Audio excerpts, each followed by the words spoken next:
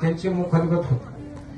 पण ज्ञान जरी जास्त झालं तर अंतकरणात जर भगवत भक्ताविषयी प्रेम जर नसेल तर ते ज्ञान म्हणजे नुसतं डोक्या वज घेऊन बसल्यासारखं ज्ञान. वज मस्त पाठांतर, त्या पाठांतराला काय करता प्रेमच नाही. मग मात्र महाराज तुकोबारांना त्यांनी पाहिलं होतं. तुकोबारांचा त्यांच्या अंतकरणामध्ये द्वेष निर्माण झाला. इतका द्वेष केला. एकदा का माणसाच्या मनामध्ये द्वेष निर्माण झाला का द्वेष मत्सर हाच नरक आहे, दुसरं काही नाही. लोभ, अहंकार, काम, क्रोध, मद, मत्सर, द्वेष, अहंकार, एकमेकाची स्पर्धा, ईर्ष्या, कामना हाच असणार नरक.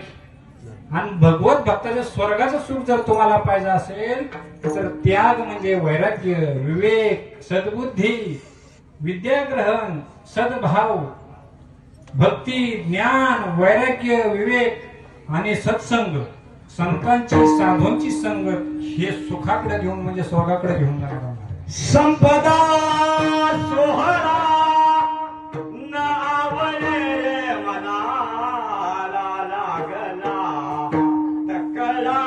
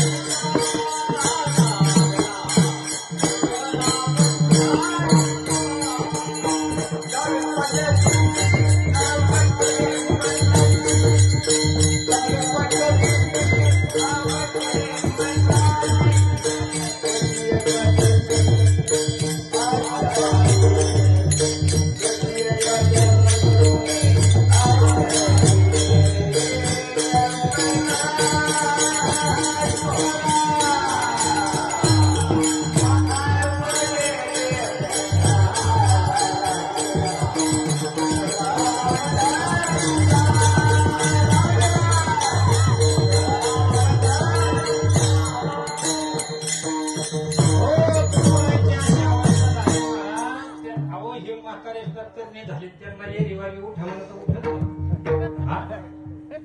बर का.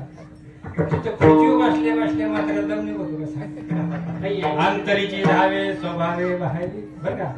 आणि ते आपोआप भजनाचा आनंद निर्माण होतो. महाराज ज्या माणसाला एखादी कला किंवा एखादा गुण त्याच्याकडे असला ना तर त्या माणसाला तो आनंद त्याला तिथे बसून देत. किती वय आहे महात्म्यांचं बर का, सामान्य नाही महात्म्य किती. प्रपंचात राहून सुद्धा महाराज एकनिष्ठ भगवंताचं चिंतन करणारे सर्व तुम्ही लोक आहात. आणि पंढरीचे असणाऱ्या पंचक्रोश मध्ये मायेसारख्याला ईश्वर भेटले. माझ्या जन्माचं कल्याण समजतो. विठ्ठला विठ्ठला.